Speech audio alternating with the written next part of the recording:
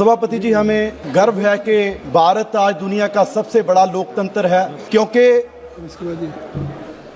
जब भारत आज़ाद हुआ तो बहुत से जो विकसित देशों के लोग थे, रामचंद्र गुहा ने भी अपनी किताब इंडिया आफ्टर गांधी में लिखा है, उनका कहना था कि भारत कभी भी एक साथ नहीं रह सकता, लेकिन हम अनेकता में एकता में विश्वास रखते हैं और हमें गर्व है कि आज इतने सालों के बाद भी भारत 140 करोड़ लोग एक झंडे के नीचे इकट्ठे हैं।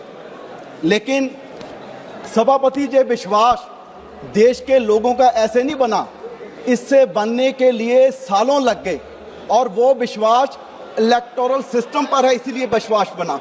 लेकिन पिछले कुछ समय से देश के लोगों का इलेक्टोरल सिस्टम से विश्वास उठता जा रहा है।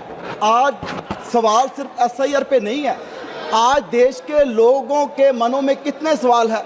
सबसे बड़ा सवाल तो कि जी हमारा वोट कहीं चोरी तो नहीं हो रहा, वो तो चलो सिर्फ एक सवालिया चिन्ह है, चोरी हो रहा नहीं हो रहा वो बात की बात है। लेकिन सभापति जी, उसका क्या जो लोगों की आंखों के सामने उनका मैंडेट चोरी हो रहा है। मैंडेट चोरी नहीं, मैं कहूँगा कि मैंडेट पे डाका डाला जा रहा है। कर्नाटका से शुरू हुए, आप पिछले 10 साल का बीजेपी का उठा के देख लीजिए। कर्नाटका में पहले सरकार तोड़ के बनाई गई, उसके बाद नॉर्थ ईस्ट तक कितने ऐसे प्रदेश, इवन अरुणाचल प्रदेश में तो कांग्रेस की 47 सीट थी 60 में, वहां पर भी अपने सरकार तोड़ दी। महाराष्ट्र में तो 2 बार तोड़ दी। और देखिए क्या उन देश प्रदेशों के लोगों के साथ ये धोखा नहीं, बेइंसाफी नहीं, जिन्होंने वोट डाला कहीं और सरकार बन गई इन लोगों की। सभापति जी, आज देश के लोगों का विश्वास लोकतंत्र से उठता जा रहा है और जे कोई लोग ऐसे नहीं कि अपनी मर्जी के साथ बीजेपी के साथ चले गए, उन लोगों को ले जाने के लिए लालच दिए गए और जो लालच से नहीं गए उनके अगेंस्ट ईडी का, सीबीआई का इस्तेमाल किया गया। कितनी उदाहरणें हैं, मुझे लगता है अगर मैं सारी पढ़ने लगूं तो कम से कम आधा घंटा लग जाए। अभी एक जनाब महाराष्ट्र के डिप्टी सीएम है, सभापति जी, दर्जनों केस डाले गए, ईडी की रेड, सीबीआई की रेड, जब बीजेपी में आ गए तो सारे केस समाप्त। जनाब असम के मुख्यमंत्री हैं, उनसे कोई ऐसी जगह नहीं छोड़ी गई जहां रेड नहीं की गई, 8-8 घंटे की पूछताछ की गई और आज 10 साल हो गए, बीजेपी में आ गए, सीएम बन गए और 10 साल तक ईडी को जा तक नहीं कि उनसे बुला के एक बार पूछना भी था। एक महाराष्ट्र के और लीडर थे जिनका एयरक्राफ्ट का जो घोटाला था एयर इंडिया का, उसे परचेज करने का, वो भी जब बीजेपी में आ गए तो उनसे कोई सवाल नहीं पूछा गया।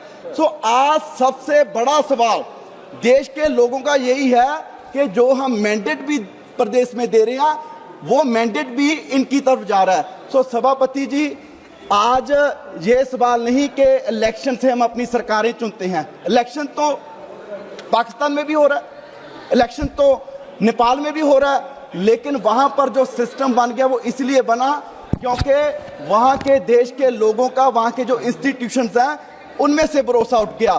तो आज जरूरत है कि हमारे जो इंस्टीट्यूशंस हैं, जो हमारा इलेक्शन कमीशन है, उस पे देश के लोगों का विश्वास खत्म हो रहा है। वो विश्वास जो बनना चाहिए, नहीं हम भी उन देशों की तरफ है जो बढ़ रहे हैं। और सिर्फ यहीं तक नहीं, क्योंकि पीछे दिल्ली की इलेक्शन थी, चलो कहीं तो आपने जोड़ तोड़ करके सरकार बना ली ईडी से, सीबीआई से, एसआईआर तो उसके बाद में आया। आप देखिए, मैं आपको डाटा बता रहा हूं इस सदन में कि दिल्ली में 2020 में जो टोटल नंबर ऑफ वोटर्स थे वो 1,46,92,136 और 2024 में 1,47,18,119। आप देखिए 4.5 साल में 20 से लेकर 2024 की लोकसभा इलेक्शन तक केवल 25,000 वोट बढ़े।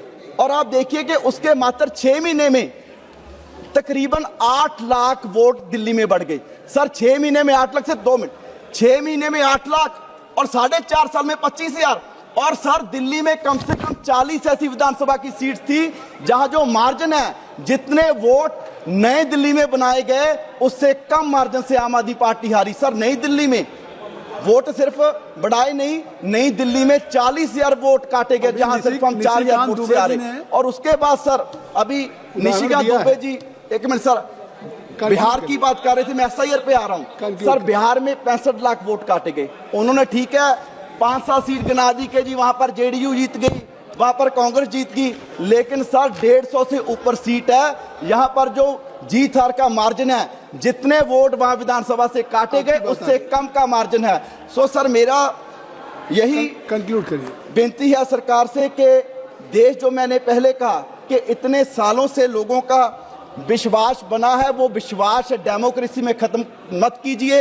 हमारे जो सर, एक मिनट सर लास्ट में, क्योंकि आज अगर हम इलेक्शन कमिश्नर से पूछते हैं ना, मतलब कि इतने बेहुदा जवाब, वो कह रहे हैं कि जी हम वीडियो तक नहीं दे सकते। आखिर जी देश की बहू बेटियों की आबरू की उन्हें चिंता है, तो सर यहां भी कैमरे खत्म कर दीजिए ना।